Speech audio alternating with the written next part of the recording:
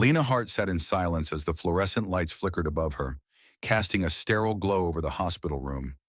Her fingers dug into the fabric of her sleeves, trying to anchor herself while Dr. Kwan delivered the news she already suspected. "The treatment is helping," he said gently, his voice laced with hope.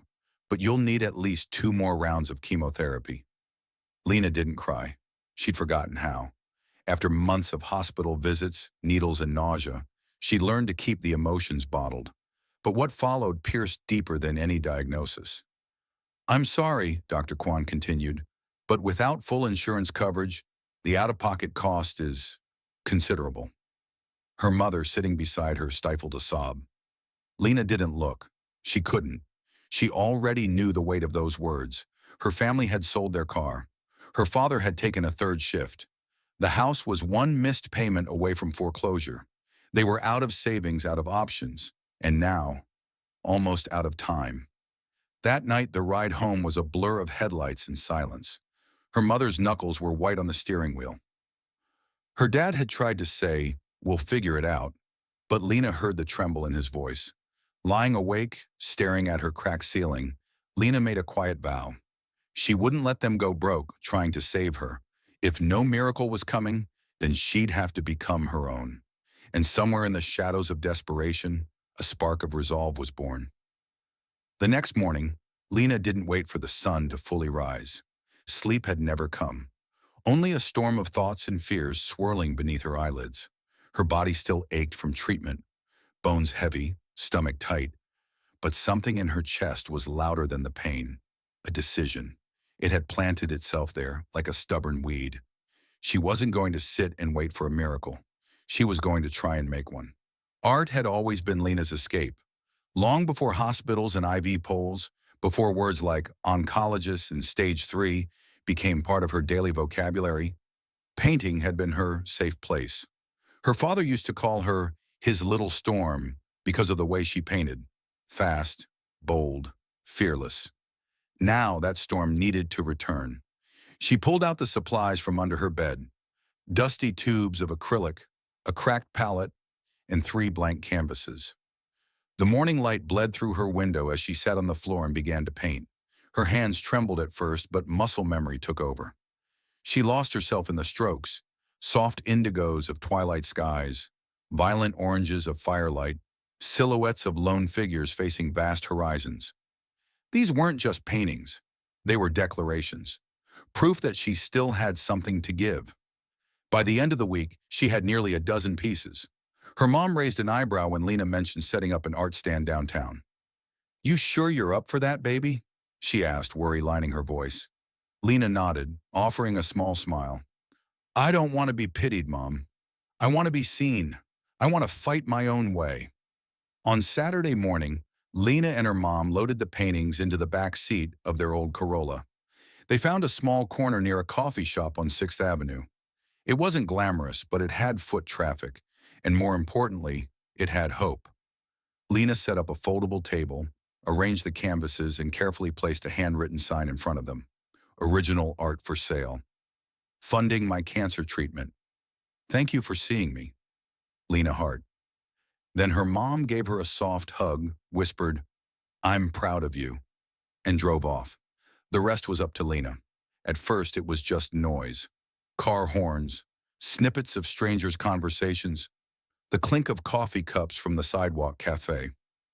Lena sat on a collapsible stool, hands in her lap, trying not to let the nerves eat her alive. People passed. Some glanced, fewer stopped. One man paused, furrowed his brow at the sign, then walked away without a word. Lena's throat tightened. She knew this wouldn't be easy, but the sting of being invisible still hurt. By noon, she hadn't sold a single piece. Her legs ached, her skin felt hot under the sun, and a dull nausea curled in her gut. Still, she didn't leave. She couldn't. Around 2 p.m., an elderly man with a cane and a gentle smile approached. He leaned down, examining a canvas of a sunset painted in heavy reds and golds. "This one reminds me of New Mexico," he said softly. "It was inspired by a dream I had," Lena replied. The man studied the painting a moment longer, then pulled out a worn leather wallet. "How much?" Lena blinked. $60? He handed her $80 without a second thought. Keep the change. As he walked away, canvas wrapped under his arm, Lena held the bills in her trembling hand. Her first sale. Her first real step. Tears pricked her eyes, but she wiped them away. Not out of sadness, out of something stronger. Pride. She had fought today, and she had won. By the end of the day, she had sold 3 more pieces. People smiled. Some shared their own stories of sick daughters, lost mothers, battles won and lost. She wasn't just selling art, she was creating connection. As she packed up her things, the sky turned soft with evening. Her arms shook with fatigue. Her back ached. But in her heart, there was fire. This was more than survival. This was purpose. And tomorrow she'd be right back here, fighting again.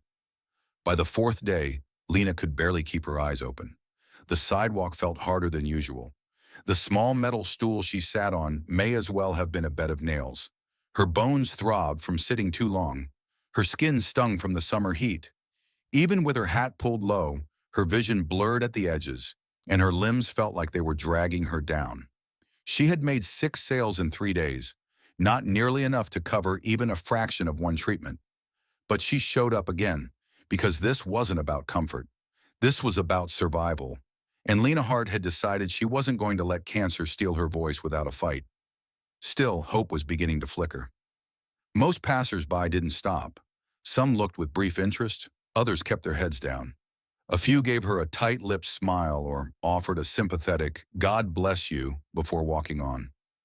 Lena had learned to take what she could from each interaction, an encouraging glance, a kind word, a whispered, "You're brave." But she also knew words didn't pay hospital bills. So when the young woman in the green blouse and worn jeans stopped at her booth, Lena didn't think much of it. Just another curious face. "I love this," the woman said, pointing to a painting of a moonlit forest, the light captured in glistening silvers and deep blues. Her voice was soft but confident. "You painted all of these?" Lena nodded, tired but polite. "Every one of them." The woman crouched down, her brown eyes thoughtful. "I run an arts and culture blog, small but growing. I feature independent artists, people with a story. You look like you have one."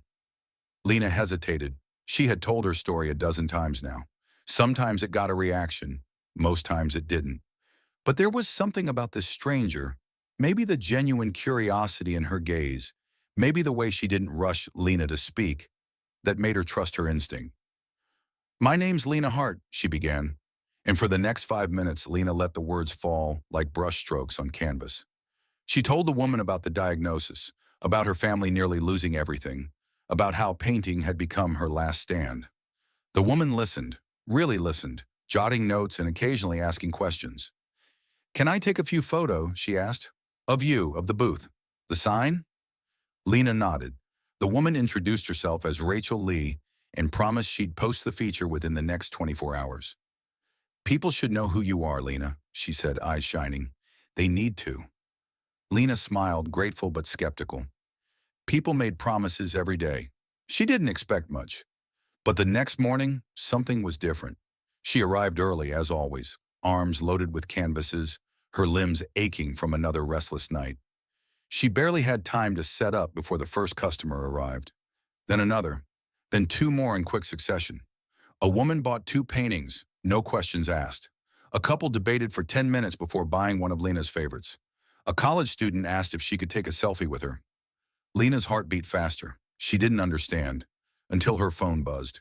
It was Lucas, her best friend, with a single text. "You're going viral." Attached was a link to the article. "Fighting with Color, Lena Hart paints her way through cancer." The blog post had already been shared thousands of times. The photos were there, Lena sitting at her modest booth, surrounded by colors and hope. The handwritten sign, the black and white photo of her holding her first $80. But more than anything, it was the words Rachel had written. "She doesn't ask for pity, she asks to be seen." Lena Hart is not waiting for a miracle. She's becoming one. Lena stared at her screen, stunned as more people trickled toward her booth. They weren't walking past this time. They were stopping, buying, asking about her work, asking about her. By noon, she had sold more paintings than she had in the past week combined. One man from Arizona sent her an email asking for 2 custom commissions. A woman from New Jersey wanted to buy a canvas for her daughter, who was also battling cancer. And beneath each transaction, one quiet truth kept echoing. She was no longer invisible. Lena's hands shook, but it wasn't from the chemo. It was from something else she hadn't felt in a long, long time. Momentum. And somewhere in the middle of it all, she dared to whisper a word she had stopped believing in. Hope. By the end of the week, Lena's name wasn't just a whisper. It was a quiet roar echoing through the streets of the city. The article had taken off like wildfire. The article had taken off like wildfire. Fighting with Color was being reposted by influencers, cancer awareness pages, and even local news outlets. Her email inbox had turned into a storm of kind messages, commission requests, and stories from strangers who had fought their own battles. Some sent prayers, others sent money. Lena had cried herself to sleep the night it all went live, not out of sadness, but because, for the first time in a long time, she felt seen. Still, none of it prepared her for him. That Saturday started like any other. Lena was early. She had a fresh stack of canvases, landscapes, abstract pieces, even a few portraits she'd rushed to finish in the euphoria of the past few days. Her mother had packed her lunch and kissed her cheek before dropping her off, whispering, "I think something big is coming, baby." Lena had laughed. "I think it's just grilled cheese." She wasn't wrong, but she wasn't right either. The morning crowd was steady. A woman bought 2 pieces before 10 a.m. A family visiting from Texas took a picture with Lena and left with 3 more. The sun climbed high, casting long shadows on the pavement, and just when the rhythm of the day began to feel familiar, he appeared, not with fanfare, not with cameras or entourage. He just walked up, slow and quiet, as if the city bent slightly to make room for him. Lena felt it before she saw it, a stillness in the air. A pause in the motion around her, like the world hit mute for a single second. He was tall, dressed in a weathered brown leather jacket. A wide-brimmed hat cast a shadow over his face. His boots hit the pavement with a slow, steady rhythm, and his presence carried weight, like a living memory. He didn't speak at first. He simply stood in front of her booth, staring down at the paintings like they meant something. Lena blinked, confused, wiping sweat from her brow. "See anything you like?" she asked, her voice raspier than usual. The man looked up at her. His eyes were icy blue, and they held that same kind of strength her dad used to say never needed to raise its voice. His lips curled into a near-invisible smirk. "Depends," he said, voice low and gravelly. "What's the story behind these?" That stopped her. Most people asked how much, or whether she shipped, or if she did pet portraits. But this man wanted a story, so Lena told him, again. But this time, it felt different. She spoke slower, straight, like she was confessing to someone who had seen war, who understood struggle, who wouldn't pity her, but respect her fight. He didn't interrupt, just nodded now and then, letting her finish. When she did, the man glanced down at one painting in particular, a black and white desert landscape. A lone cowboy stood in the distance, back turned, facing a sky that stretched forever. He picked it up gently. "I'll take this one," he said. Lena smiled weakly. "That one's $200. The man didn't reach for his wallet. He pulled out something else instead, a checkbook. Lena blinked.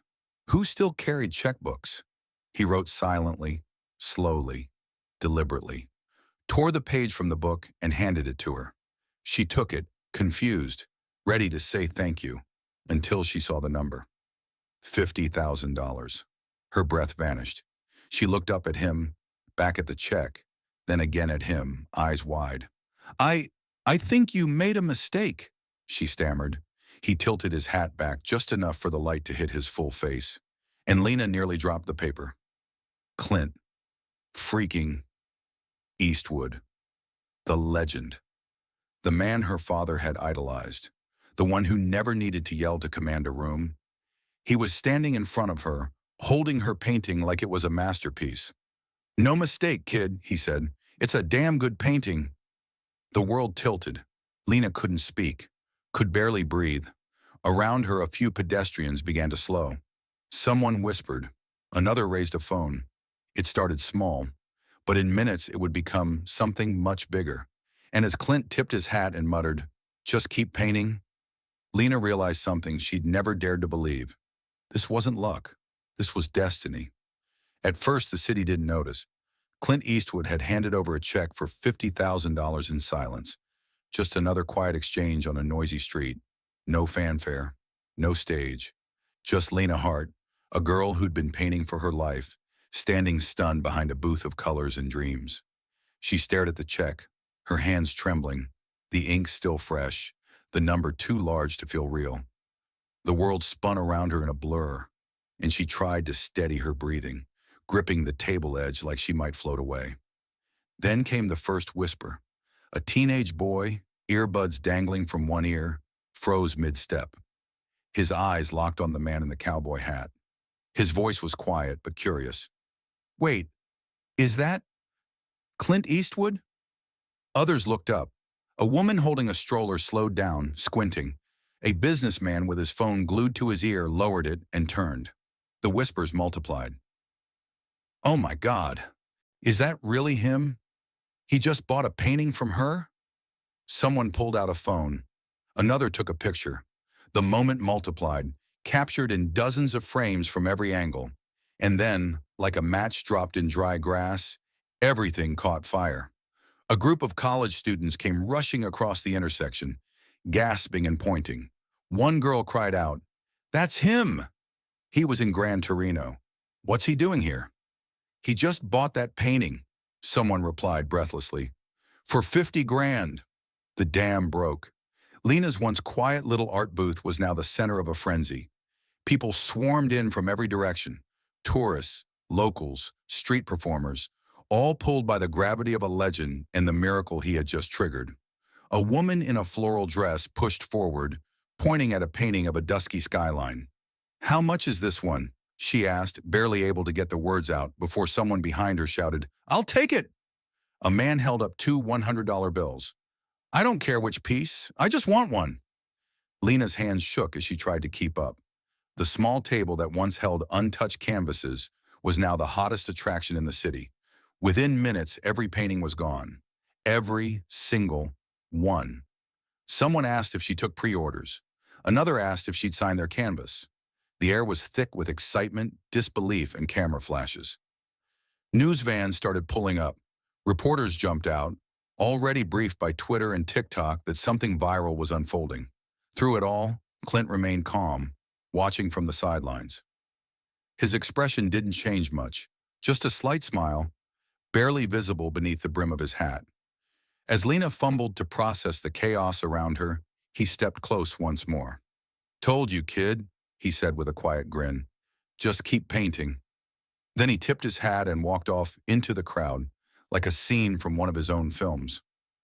Lena didn't move. Couldn't. She felt like she was standing at the center of a storm, except this time, the storm wasn't trying to tear her down, it was lifting her up. By the time the last reporter left and the sun dipped behind the skyline, Lena sat alone, her booth empty but her heart full. Her phone buzzed nonstop. Messages, emails, mentions. Her best friend Lucas called, breathless. "You're trending in 5 countries. There's a hashtag, Lena Hart." Her inbox exploding. One email subject made her hands freeze. "Gallery inquiry, Hart exhibition proposal." She clicked it. It was from a well-known gallery in New York. "Lena, your story moved us. Your art is extraordinary. We'd love to represent you in our upcoming Young Voices exhibition. Let's talk soon." She pressed a hand to her chest, feeling her heart hammer. This wasn't just a lucky day anymore. This was her life turning. Her mother pulled up to the curb, rushing from the car when she saw Lena surrounded by empty easels and an avalanche of press cards.